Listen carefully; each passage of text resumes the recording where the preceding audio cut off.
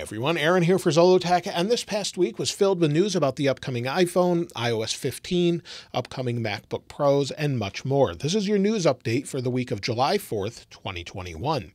And the first thing is, according to Mark Gurman, Apple is looking to open additional offices that are not in Cupertino, and that's in order to attract maybe employees that are difficult to find and that live in less expensive areas. Since Apple is located, this is Apple Park, located in Cupertino, California.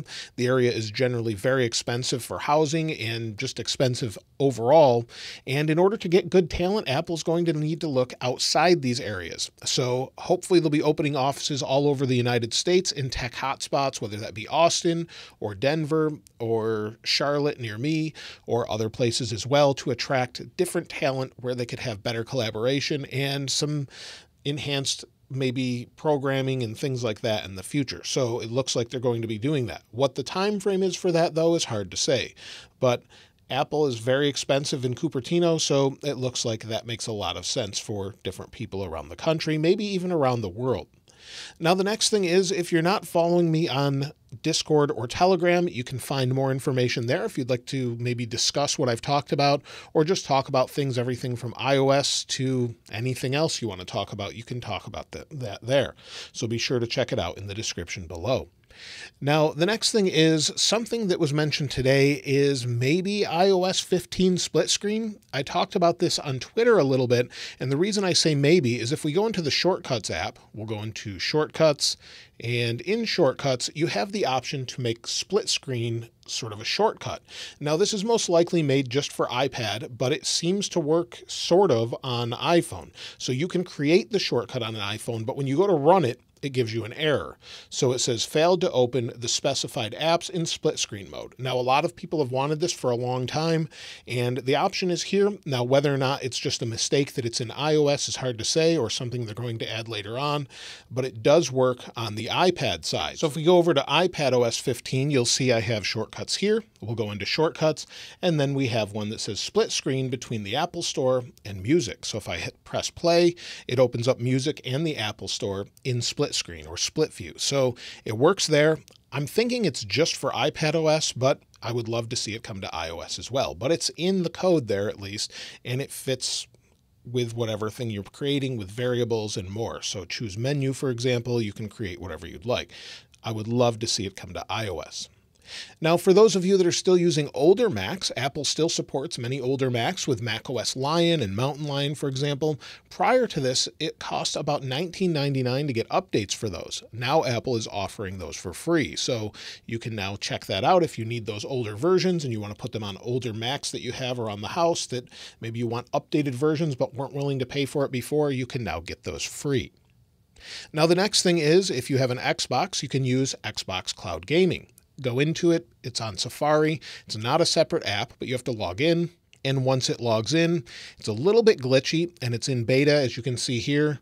It's sort of loading. There we go. And you can jump into different games. Play with Touch, for example. If you have Xbox Game Pass Ultimate, you can actually do this. So you'll see it says Cloud Gaming Beta, and it will stream right off of their servers. You can play any of these games. And if you have a controller connected, an Xbox Series S, Series X controller, for example, you can play everything from Forza Horizon 4 and more directly on your iPhone or iPad using the same method.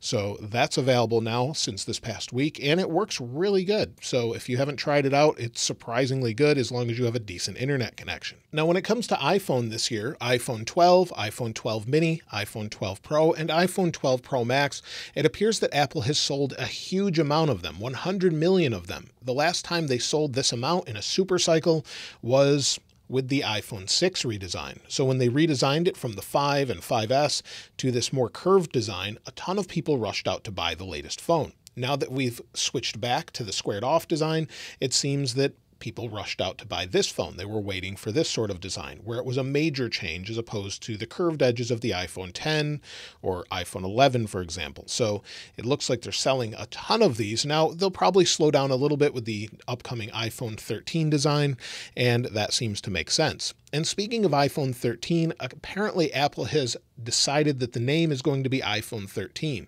despite people being suspicious or superstitious of the word 13 or the number 13, triskaidekaphobia. It appears that Apple's going to use that name anyway, according to internal sources. So it seems like iPhone 13 it is instead of 12S or 2021 iPhone. Of course, we won't know that until we have the event later in September where they talk about that, but it seems like that's going to be the name. They can change it at any time, though, if they want to. And Apple has begun production on the upcoming iPhones. I showed these off as far as the dummy units, or these are sort of the models, and this gives us an idea of what the iPhone 13 could look like with the horizontal or diagonal cameras rather. And with these cameras, it seems like this is what it's going to look like in upcoming versions. So when we see this in September, the 13 mini and the 13 should have this diagonal camera if these are correct. Generally, these are correct every year. I did a separate video talking about everything to expect, but it seems like production's begun. We should see these in a few months. They're making millions of them to get them ready to ship around the world. That's pretty typical of what we see. And also, as I've talked about in the past, there will be a smaller notch. They've rearranged the camera. The earpiece is a little bit different, and it should have a 120 Hertz ProMotion display. And possibly in some models, this keeps going back and forth with an under-the-display fingerprint sensor. This is something I would love to see. In fact, my own family actually prefers TouchID to Face ID, and I know a lot of other people do as well. Now, whether or not they would have it on the power button or under the display is hard to say. Some other sources are saying an iPhone SE that's updated will have it under the power button. So either way, I would love to see them bring Touch ID back, and we could see that.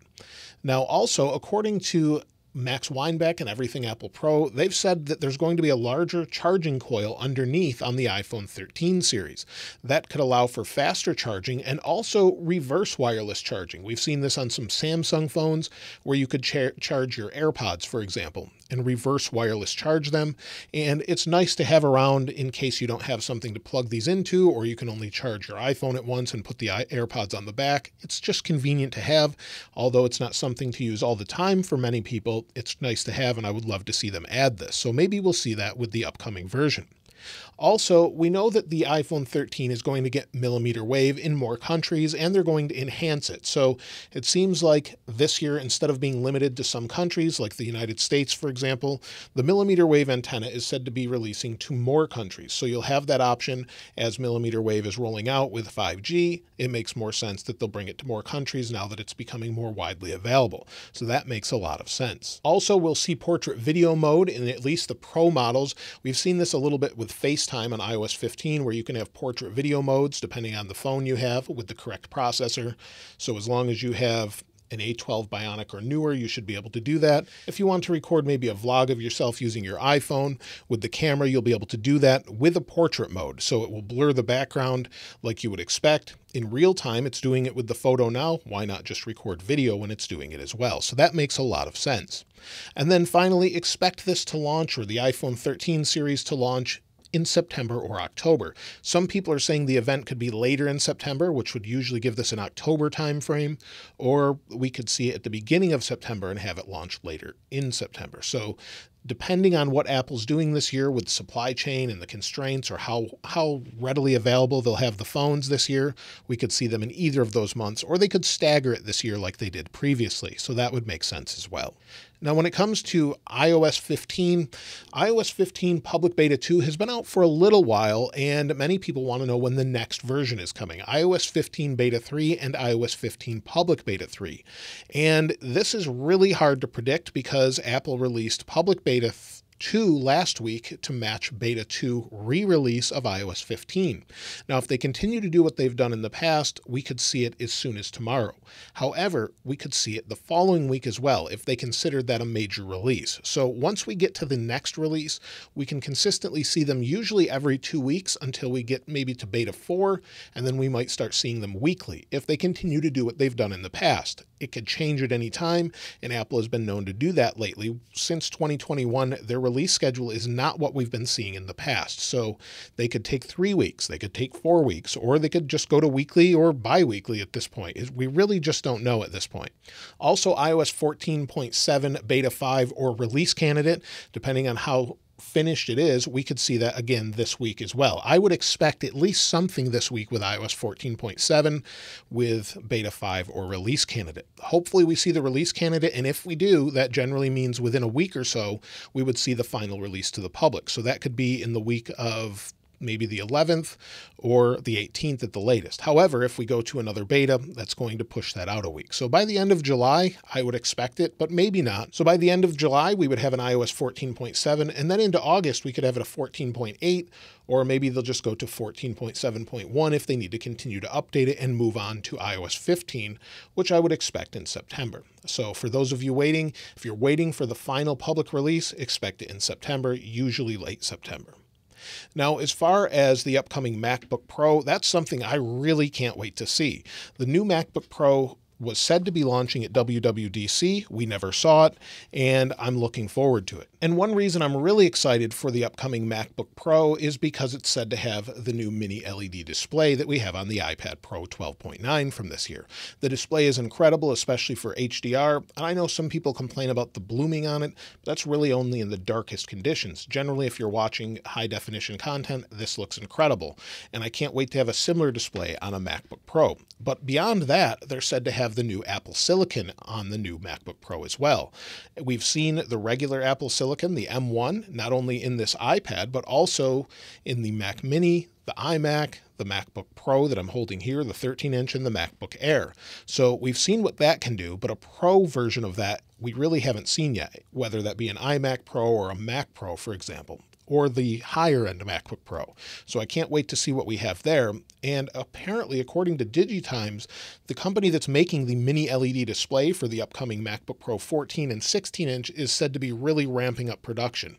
Apple's apparently poured in $200 million to improve the production line, get things really moving, to have it announced in September and then release shortly after that. So I can't wait to see what we have. It's said that it will have not only the ports that we have now with Thunderbolt, but also an SD card slot, as well as HDMI. Now, whether or not that's true, it's hard to say, but at least an SD card slot would be welcome with additional ports as well. So I can't wait to see what they have as far as that goes. Now, with upcoming iPad, this is something that is a little bit difficult to know if it's true or not, because many people are saying that there will be an OLED next year. Now, whether or not that will be on the Pro version or not is hard to say. And the reason I say that is Apple doesn't generally put all of their time and effort into a display such as this one with the Pro display on the 12.9-inch iPad Pro that's mini LED and then just abandon it a year later. That's not typically what they do. They'll typically use this and not OLED, maybe for color accuracy, for example, since this can actually go brighter.